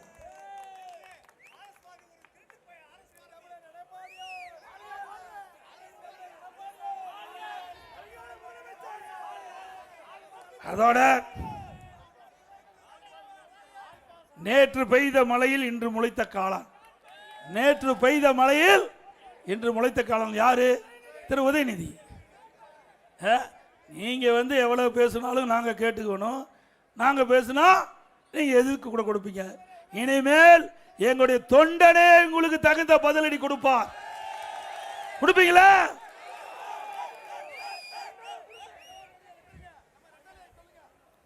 அதே போல இன்றைக்கு கச்சத்தீவு, நம்முடைய மீனவர் நண்பர்கள் கச்சத்தீவை அவருடைய வலைகளை உலர வைப்பதற்கும் ஓய்வு பெறுவதற்கும் அந்த கச்சத்தீவை பயன்படுத்திட்டு இருந்தாங்க. மத்தியில் காங்கிரஸ் ஆட்சி, மாநிலத்தை திமுக ஆட்சி, இலங்கைக்கு தார வார்த்தை கொடுத்துட்டாங்க. இன்னைக்கு என்னன்னா கச்சத்தீவை மீட்கிறேன். ஏன் 15 ஆண்டு காலம் மத்தியில் ஆட்சி அதிகாரத்தில் திமுக இருந்ததில்ல? மத்தியில் காங்கிரஸ் ஆட்சியில இருந்தீங்க, பாரதிய ஜனதா கட்சியில் இருந்தீங்க, ஐஜே குஜராத்தில் இருந்தீங்க, திரு தேவகவுடா அவர்களில் இருந்தீங்க. இப்படி பல பிரைம் மினிஸ்டர் இருக்கும்போது 15 ஆண்டு காலம் திராவிட முன்னேற்ற கட்சி மத்தியில் ஆட்சி அதிகாரம் இருக்கும்போது கச்சத்தீவை மீட்பதற்கு உங்களுக்கு ஞாபகம் வரவில்லையா? எப்படியெல்லாம் மக்களை ஏமாற்றுறாங்க பாருங்க. எங்களுக்கு அந்த வாய்ப்பு கிடைத்திருந்தால் நிச்சயம் மீனவருடைய கோரிக்கை ஏற்று கச்சத்தீவை மீட்டெடுத்திருப்போம். ஆனா உங்களுக்கு குடும்ப உறுப்பினர்கள் ஆட்சி அதிகாரத்துக்கு மத்தியிலே வர வேண்டும். அதுதான் திமுகவுடைய நிலையாக இருந்ததுடைய மீனவருடைய பற்றி கவலைப்படாத அரசாங்கம் திமுக அரசாங்கம் என்பதை நேரத்தில் தெரிவிக்க விரும்புகிறேன். அது மட்டும் இல்லை, நான் காலையிலிருந்து பேசிட்டு இருக்கிறேன், நேற்று தினம் பேசினேன். எங்களுடைய நியூஸ் சேனலில் நேரலையில் அப்படி கட் பண்ணிட்டாங்க. நான் பேசுவதில் நேரடி ஒளிபரப்பு செய்வாங்க, நேரலையில் ஒளிபரப்பு செய்கிறாங்க. அதை அப்படி கட் பண்ணி நிறுத்திட்டாங்க. அது நிறுத்தினா சீப்பை ஒளி வச்சுட்டா திருமணம் நின்று போயிருமா? நிற்குங்களா? திரு ஸ்டாலின் அவர்களே, மீண்டும் அதிமுக ஆட்சி மலரும், ஞாபகம் வைத்துக் கொள்ளுங்கள். நீங்களும் தொலைக்காட்சி நடத்திட்டு இருக்கிறீங்க, நாங்கள் அப்படி செய்யல. ஆனால் இப்படிப்பட்ட ஓர வஞ்சனை ஒருபோது மக்களை ஏற்றுக்கொள்ள மாட்டார்கள். அது மட்டும் இல்ல, பத்திரிகையாளர்களை தாக்குறது, பத்திரிகையில திமுக புகழ்ந்து போதுன்னா அவருடைய உல்லாசமா இருப்பாங்க. உண்மை செய்தி வெளியிட்டா அவர்களை அடிப்பாங்க, உதைப்பாங்க, சிறையில் தள்ளுவாங்க. அப்படிதான் நடக்குது. பத்திரிகையாளருக்கு பாதுகாப்பு இல்லை. பத்திரிகை என்பது ஒரு 4வது தூண். இன்னைக்கு மக்களுடைய பிரச்சனையை, நாட்டு மக்களுடைய பிரச்சனையை ஒரு அரசாங்க கவனத்திற்கு கொண்டு வருவது பத்திரிகை நண்பர்கள், நிருபர்கள். ஆனால் அவர்கள் சுதந்திரமாக இந்த ஆட்சியிலே செயல்பட முடியவில்லை. அப்படிப்பட்ட நிலைமை உள்ள ஆட்சி மீண்டும் தொடர வேண்டுமா? அதே போல இன்னைக்கு இஸ்லாமிய பெருமக்கள், சிறுபான்மை மக்கள், இஸ்லாமிய பெருமக்கள், கிறிஸ்தவ பெருமக்களுக்கு இவர்கள் தான் நன்மை செய்கிறாங்க. எதையாவது செஞ்சிருக்கிறீங்களா? இந்த இஸ்லாமிய பெருமக்களுக்கு எந்த நன்மையாவது செஞ்சிருக்கீங்களா? மாண்புமிகு புரட்சி தலைவி அம்மா தமிழகத்துடைய முதலமைச்சர் இருக்கும்போது ரமலான் மாதத்தில் பள்ளி வாசலுக்கு நோன்பு கஞ்சி தயாரிக்க விலையில்லா அரிசி வேணும்னு கேட்டாங்க. 5400 மெட்ரிக் டன் அதிமுக அரசு விலையில்லாமல் கொடுத்தது. நாகூர் தர்கா சந்தனக்கூடு விழாவிற்கு விலையில்லா சந்தன கட்ட வேண்டும் கேட்டாங்க. இன்று வரை அதிமுக ஆட்சியிலே கொண்டு வந்து இன்று வரை நடைமுறைப்படுத்திட்டு இருக்கிறோம். 2018 வரை ஹஜ் புனித பயணம் மேற்கொள்ள இஸ்லாமிய சகோதரர்களுக்கு மத்திய அரசு மானியம் வழங்கி வந்ததை உடனடியாக நிறுத்திச்சு. அப்பொழுது நான் முதலமைச்சர் இருந்த பொழுது இஸ்லாமிய பெருமக்கள் என்னை சந்தித்து இந்த ஹஜ் புனித பயணம் மேற்கொள்வதற்கு மத்திய அரசு மானியம் நிறுத்தப்பட்டு விட்டது, நீங்கள் மாநில அரசு மானியம் வேண்டும் என்று கேட்டார்கள். அவருடைய கோரிக்கை ஏற்று ஆண்டுக்கு 6 கோடி ரூபாய் இன்றைக்கு ஹஜ் புனித பயணம் மேற்கொள்வதற்கு மானியமாக கொடுத்தோம். 2021 அந்த மானியத்தை உயர்த்தி வழங்க வேண்டும் என்று இன்றைக்கு இஸ்லாமிய பெருமக்கள் என்னிடத்திலே கோரிக்கை வைத்தார்கள். கோரிக்கை ஏற்று அதாவது 6 கோடி கொடுத்திருந்ததை 12 கோடி ரூபாயாக ஹஜ் புனித பயணம் மேற்கொள்வதற்கு மானியம் கொடுத்த அரசு அதிமுக அரசாங்கம். அதோட ஹஜ் பயணிகள் சென்னையில் தங்கி செல்வதற்கு ஹஜ் இல்லம் வேண்டும் என்று கேட்டாங்க. 15 கோடியில் ஹஜ் இல்லம் கட்டப்படும் என்று அறிவிப்பு கொடுத்தோம். ஆட்சி மாற்றம் வந்துட்டு இப்பதான் கட்டி அவி திறந்திருக்கிறாங்க. 2014 ஹாஜிகளுக்கு மாதந்தோறும் 20,000 ரூபாய் மதிப்புதி வழங்க திட்டம் அதிமுக ஆட்சி கொண்டு. உலமாக்கள் மற்றும் மோதினாளுக்கு ஓய்வூதிய பயணிகள் எண்ணிக்கை 2000 600 உயர்த்தினோம். ஓய்வூதிய 750 3000 உயர்த்தி கொடுத்தோம். உலமாக்களுக்கு புதிய இருசக்கர வாங்கின மானியம் கொடுத்தோம். 25,000 மானியம் கொடுத்தோம். வகுப்பு வாரியத்திற்கு ஆண்டு நிர்வாக மானியம் மற்றும் பள்ளி வாசல்கள் தற்காகல் பழுதுபார்த்தல் மற்றும் புனரமைப்பு பணிகளை மேற்கொள்ள நிதி வழங்கப்பட்டது. அதே போல இஸ்லாமிய வகுப்பினருக்கு நேரடி நியமன முறையில் நிரப்பப்படாத பணியிடங்களுக்கு முன்கொணர்வு முறையை கொண்டு வந்து அரசாணை வெளியிடப்பட்டது. 2018 ஆண்டு அங்கே நாகப்பட்டினம் மாவட்டம் புயலால் அங்கே இருக்கிற நாகூர் தர்கா குளக்கரை சேதமடைஞ்சது. நானே நேரடியாக நாகூர் தர்காவுக்கு சென்று குளக்கரையை பார்த்து 4 கோடி 25 லட்சம் ரூபாய் குளக்கரையை சரி செய்வதற்கு நிதி ஒதுக்கீடு செஞ்சு சரி செய்த அரசாங்கம் அதிமுக அரசாங்கம். சிறுபான்மை பொருளாதார மேம்பாட்டு கழகம் அமைச்சது அதிமுக. அதோட 2002 ஆண்டு இந்த மாவட்ட மண்ணிலே பிறந்தவர் மரியாதைக்குரிய டாக்டர் APJ அப்துல் கலாம் அவர்கள் ஜனாதிபதி தேர்தலில் போட்டியிட்டார். அவர் அப்துல் கலாம் மரியாதைக்குரிய மறைந்த அப்துல் கலாம் அவர்கள் ஜனாதிபதி தேர்தலில் போட்டியிட்டார். அவருக்கு ஆதரவு கொடுத்தது அதிமுக. அவருக்கு எதிர்த்து ஓட்டு போட்டது திமுக. இவரால் சிறுபான்மை மக்களை பாதுகாப்பார். ஒரு நாட்டுடைய உச்சபட்ச பதவி ஜனாதிபதி பதவி. அப்படிப்பட்ட பதவி தமிழ்நாட்டில் பிறந்த ஒருவர், ராமநாதபுரம் மாவட்டத்தில் பிறந்த ஒருவர் வருவதற்கு இங்கே இருக்கின்ற திமுக கட்சிக்காரர் வாக்களித்தார்களா? எதிர்த்து வாக்களித்தார்கள். அவர்களது சிறுபான்மை மக்கள் எப்பொழுதும் மன்னிக்கப்பட்டார் என்பதை நேரத்தில் தெரிவிக்கிறேன். அதுபோல திரு அப்துல் கலாம் அவருடைய பெயரிலே ராமநாதபுரத்தில் அதிமுக ஆட்சி இருக்கின்ற பொழுது நான் முதலமைச்சராக இருக்கும்போது கலை மற்றும் அறிவியல் கல்லூரி கொண்டு வந்து கொடுத்தேன். 2017 திண்டுக்கல்லில் ஹைதர் அலி மற்றும் திருப்பதி சுல்தான் அவர்கள் வாழ்க்கை வரலாறு குறித்து மணிமண்டபம் திறக்கப்பட்டது. கண்ணிமிக்க காகிதம் இல்லத்தவர்களுக்கு சென்னையில் மணிமண்டபம் அமைத்தது அதிமுக அரசு. இவ்வளவும் செஞ்சது அதிமுக அரசு. ஒன்றையாவது இந்த இஸ்லாமிய பெருமக்களுக்கோ கிறிஸ்துவ பெருமக்களுக்கோ இந்த ஆட்சியில் நன்மை கிடைச்சதா? ஆகவே சிறுபான்மை மக்களாக இஸ்லாமிய பெருமக்களும் கிறிஸ்தவ பெருமக்களும் சிந்திக்க வேண்டும். அதிமுக ஆட்சி இந்த மக்களுக்கு பாதுகாப்புள்ள ஆட்சியாக இருந்தது. கண்ணை இமைகாப்பதை போல சிறுபான்மை மக்களை தமிழ்நாட்டில் காத்த அரசாங்கம் அதிமுக அரசாங்கம். அதே போல மீனவர்கள் இன்றைக்கு அதிமுக ஆட்சி இருக்கின்ற பொழுது மீன்பிடி தடை காலத்தில் ஒவ்வொரு முறையும் அவருடைய நிதியை உயர்த்தி கொடுத்தோம். இப்போ கூட மீண்டும் அதிமுக ஆட்சி மலர்ந்தவுடன் தற்போது மீன்பிடி தடை காலத்தில் மீனவருக்கு வழங்கப்படுகின்ற 8,000 12,000 ரூபாயை உயர்த்தி வழங்கப்படும். நாம் ஏற்கனவே அறிவிச்சிட்டோம். நம்ம பார்த்து தான் திமுக அறிவிச்சிருக்காங்க. கடலில் மீன்பிடிக்க தொழில் ஈடுபடும் போது விபத்துக்குள்ளாகி நோயப்படுகின்ற பொழுது அந்த மீனவர்களை விரைந்து மீட்க செயற்கைக்கோள் இணைப்புடன் கடல் ஆம்புலன்ஸ் செய்துவிடும். கடலில் மீன் பிடிக்கும் போது எதிர்பாராத விதமாக விபத்து ஏற்பட்டு உயிரிழந்தால் அந்த மீனவ குடும்பத்துக்கு 25 லட்சம் ரூபாய் நிவாரணம் வழங்கப்படும். அதே போல மீனவர்களுக்கு மாதம் மாதம் மானிய விலையில் வழங்கப்படும் டீசல் 500 லிட்டராக உயர்த்தப்படும். மீனவ மக்கள் பொருளாதாரத்தை மேம்படுவதற்கு மீனவர் கூட்டுறவு சங்கங்கள் வலுப்படுத்தப்படும். மேலும் நவீன படகுகள் போன்ற தளவாடங்களை வாங்க மீனவர்களுக்கு தனியாக குழுவாக செயல்பட மீனவ சங்கங்கள் மூலம் மானியத்துடன் கடன் வழங்கப்படும். மீனவ பெண்களுக்கு நலத்திட்டங்கள் முழுமையாக பெற ஏதுவாக பயோமெட்ரிக் அட்டை வழங்கப்படும். மீனவ பெண்கள் சுய உதவி குழுக்கள் மூலம் மீன் உற்பத்தியாளர் குழுக்கள் அமைத்து சுய உதவி குழுக்கள் உழவர் உற்பத்தியாளர் குழுக்கள் போன்று அனைத்து சலுகையும் பெற வழிவகை செய்யப்படும். பெருவெள்ளம் காலங்களில் மீனவர்களின் வாழ்வாதாரம் பாதிக்கப்படுவதை தடுக்க அனைத்து முகத்துவார்களில் தூர்வாரப்பட்டு நிலைப்படுத்தப்பட்டு அகலப்படுத்தப்படும். தேவைப்படும் இடங்களில் அனைத்து வசக்கூடிய மீன்பிடி துறைமுகங்கள் அமைக்க நடவடிக்கை எடுக்கப்படும். மீனவர்கள் பிடிக்கும் மீன் இறங்கு தளங்கள் பாதுகாப்பாக வைப்பதற்கு நவீன மீன் பதிலிடும் நிலையம், நவீன மீன் சந்தை, பசு மீன் சந்தை அமைக்கப்படும். 65 வயதுக்கு மேற்பட்ட மீனவர்களுக்கு மீனவர் நல வாரியம் மூலம் மாதம் 2,500 ரூபாய் ஓய்வூதியம் வழங்கப்படும். அதே போல அனைத்து இந்திய அண்ணா திராவிட முன்னேற்ற கழக ஆட்சி வந்தவுடன் பல்வேறு அறிவிப்புகள் நாங்கள் ஏற்கனவே 3 கட்டமாக அறிவித்து எங்களுடைய தேர்தல் அறிக்கை முழுவதும் வெளியிடப்பட்டு விட்டது. அந்த அறிவிப்புகள் முழுவதும் நிறைவேற்றி தருவோம். அதில் முக்கிய அறிவிப்புகள் சிலவற்றை இந்த நேரத்தில் குறிப்பிடுவது பொருத்தமாக இருக்கும் என்று கருதுகிறேன். இன்றைக்கு இந்த ஆட்சியில் விலைவாசி உயர்வு, கரண்ட் பில் கடுமையாக உயர்ந்து விட்டது, மின் கட்டணம் உயர்ந்து விட்டது. மின்சாரத்தை தொட்டத்தான் ஷாக் அடிக்கும், மின் கட்டணத்தை கேட்டாவே ஷாக் அடிக்குது இந்த ஆட்சியில். அதே போல நகராட்சியில் வீட்டு வரி 100% உயர்த்தியாச்சு. ஆண்டுக்கு 6% உயர்த்தப்படும் அறிவிச்சு 2 வருஷம் 12% உயர்த்திட்டாங்க. கடைக்கு 150% வரி உயர்வு, ஆண்டுக்கு 6% உயர்த்தப்படும் என்று அறிவிச்சிட்டாங்க. குடிநீருக்கு வரி உயர்வு, குப்பைக்கு வரி உயர்வு, இப்படி விலைவாசி உயர்வு விண்ணை முட்டிக்கிட்ட அளவுக்கு உயர்ந்து போச்சு. அரிசி விலை உயர்வு, பருப்பு விலை உயர்வு, எண்ணெய் விலை உயர்வு, எல்லாம் அடித்தட்டிலே வாழ்கின்ற மக்கள் தினந்தோறும் உழைத்தால் தான் அவர் வீட்டிலே அடுப்பு எரியும். அப்படிப்பட்ட அடித்தட்டு மக்கள் பாதிக்கக்கூடிய அளவுக்கு இன்றைக்கு உணவுப் பொருளுடைய விலை உயர்வு. அதை தடுத்து நிறுத்த திறமையற்ற அரசாங்கத்தால் ஒன்றும் முடியல. அப்படிப்பட்ட மக்கள் பாதிக்கக்கூடாது என்பதற்காக அனைத்து இந்திய அண்ணா திராவிட முன்னேற்ற கழக ஆட்சி அமைந்த உடனே எல்லா குடும்ப அட்டைதாருக்கும் 10,000 ரூபாய் உதவித்தொகை வழங்கப்படும். இப்பொழுது 1000 ரூபாய் குடும்ப தொகைக்கு வழங்கிட்டு இருக்காங்க, அது 2,000 ரூபாயாக உயர்த்தி வழங்கப்படும். அதே போல எல்லா குடும்ப அட்டைதாருக்கும் ஃப்ரிட்ஜ் விலை இல்லாமல் வழங்கப்படும்.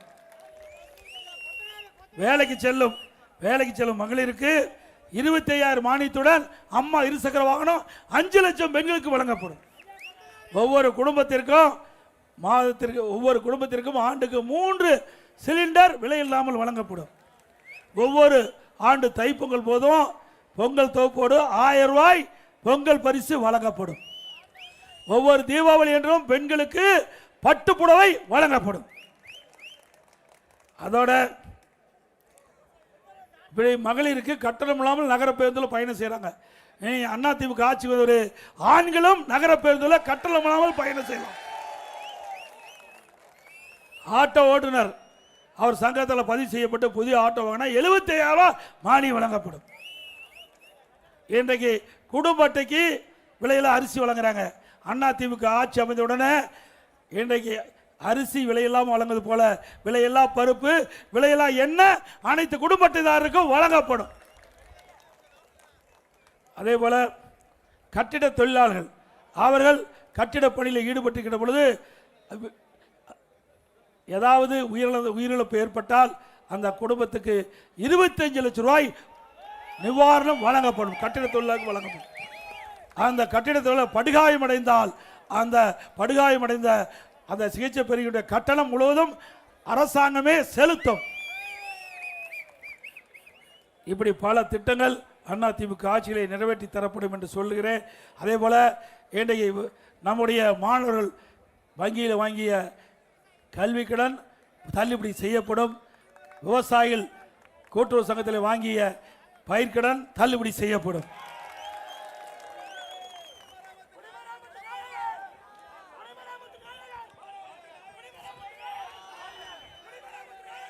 அதிமுக ஆட்சிக்கு வந்த உடனே ஏற்கனவே குடிமராமத்து திட்டத்தின் மூலமாக ஏரி குளம் குட்டைகள்லாம் தூர்வாரப்பட்டது. அந்த தூர்வாரப்பட்ட மண் விவசாய நிலங்களுக்கு இயற்கை உரமாக பயன்படுத்தப்பட்டது. மீண்டும் அதிமுக ஆட்சி வளர்ந்தவுடனே விவசாய பிரதிநிதிகளுடன் அவருடைய கலந்து ஆலோசித்து அவர்களுடைய ஒத்துழைப்போடு இந்த குடிமராமத்து திட்டம் தொடரும்.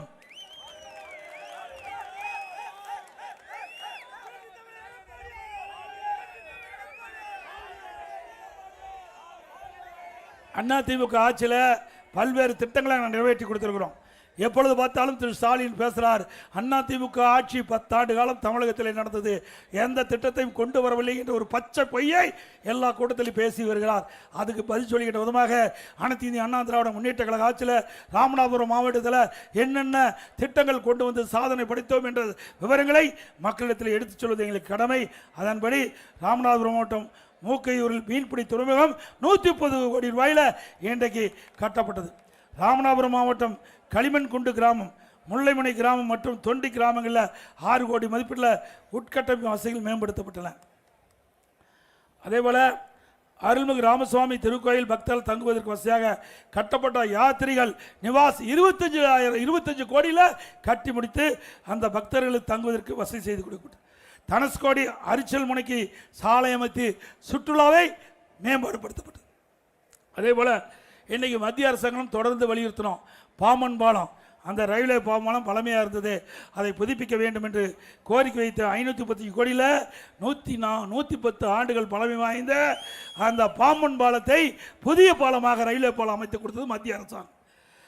அது ராமநாதபுரத்தில் சட்டக்கல்லூரி கொண்டாந்து அதிமுக ஆட்சியில், ராமேஸ்வரத்தில் அப்துல் கலாம் அரசு கலை மற்றும் எழுதி கொண்டாந்து கொடுத்தோம். பரமக்குடியில் அரசு கல்லூரி அதிமுக ஆட்சியில் தொடங்கப்பட்டது. ராமநாதபுரம் மாவட்ட மருத்துவக் கல்லூரி நான் ஏற்கனவே தெரிஞ்சது போல 400 கோடியில் நம்முடைய ராமநாதபுரத்தில் மாவட்டத்தில் பிரம்மாண்டமான அரசு மருத்துவமனை கொண்டு வந்தது அதிமுக ஆட்சி. பரமக்குடி புறவழிச்சாலை அமைக்கப்பட்டது. மாவட்டம் மூலம் நெடுஞ்சாலைத்துறை மூலம் 929 கோடியில் மேம்படுத்தப்பட்டது. அதே போல் பல தடுப்பணைகள் கட்டி கொடுத்தோம். குடிமராமத்து பணிகள் மூலம் ஏரி குளம் நீர்களை தூர்வாரப்பட்டு இன்றைக்கு நீர் உயர்ந்துள்ளது. ராமநாதபுரத்தில் பாதாள சிகிச்சை கொண்டு வரப்பட்டது. இம்மாவட்டம் தனி குடிநீர் மற்றும் கூட்டுக்குடி திட்டங்கள் செயல்படுத்தி சுத்தமான குடிநீர், பாதுகாக்கப்பட்ட குடிநீர் மக்களுக்கு வழங்கப்பட்டது. ரூபாய் 33 கோடி மதிப்பீட்டில் ஆரம்ப நிலையம் மற்றும் 20 கோடி மதிப்பீட்டில் செவிலியர் குடியிருப்பு, ஸ்கேன் மற்றும் மகப்பேறு அறையுடன் கட்டடங்கள் கட்டப்பட்டது. மாவட்டத்தில் உள்ள கிராமப்புற சாலைகள் மேம்படுத்தப்பட்டது. அதேபோல பரமக்குடி மற்றும் முதுகுளத்தூர் வட்டங்களில் உள்ள கண்மாய்களுக்கு வைகை ஆற்றிலிருந்து தண்ணீர் திருப்பிவிடும் இணைப்பு கால்வாயின் 29 கோடியில் சீரமைக்கப்பட்டது. பரமக்குடி வைகை நதியின் குறுக்கே ஒரு தடுப்பணை மற்றும் 3 படுக்கணை கட்டும் பணி, மொத்தம் 4 பணி 73 கோடியில் நிறைவேற்றப்பட்டது. திருவாடனை மன்னர் வளைகுடா கடலோர பகுதியில் தடுப்புச் சுவர் அமைக்கும் பணி 5 கோடி மதிப்பில் நடைபெற்று வருகிறது. கீழ் திருவாடனையில் 30 கண்மாய்கள் புனரமைத்தல் மற்றும் நவீனப்படுத்தல் பணி 12 கோடியில் முடிக்கப்பட்டன. ராமநாதபுரம் பெரிய கண்மாய் நவீனப்படுத்தும் பணி 11 கோடி மதிப்பில் நிறைவேற்றப்பட்டது. முதுகுளத்தூர் மற்றும் கடலாடி வட்டம் பரளையாறு வடிநிலத்தின் கீழ் உள்ள 68 கண்மாயில் வரத்து கால்வாயில் ஒரு புதிய நீர்த்தேக்கங்கள் ரூபா 34 கோடியில் புனரமைக்கப்பட்டது. ஆமை வேகத்தில் நடக்கிற பணி திருச்சி, புதுக்கோட்டை, விருதுநகர், சிவகங்கை, ராமநாதபுரம் மாவட்டத்தில் காவிரி குண்டாறு வைகை திட்டம் இன்னும் முடிக்கல. பரமக்குடி, முதுகுளத்தூர் மற்றும் ராமநாதபுரம் பரமக்குடி மற்றும் ராமநாதபுரம் சட்டமன்ற தொகுதியில் வைகை ஆற்றின் குறுக்கே அமைந்துள்ள பார்த்திபுரம் மதகு அணையின் வலதுபுற பிரதான கால்வாய் புனரமைப்பு பணிக்கு 75 கோடி மதிப்பில் தயாரிக்கப்பட்டு திட்டத்தை கிடப்பில் போட்டுள்ளது இந்த விடியா திமுக அரசாங்கம். ஆகவே இந்த கிடப்பில் கிட திட்டங்கள்லாம் உங்களுடைய துணை கொண்டு மீண்டும் அதிமுக ஆட்சி மலரும். தடைப்பட்ட திட்டங்கள் அனைத்தும் முடிக்கப்பட்டு மக்களுடைய பயன்பாட்டுக்கு வரும் என்பதை நேரத்தில் தெரிவித்து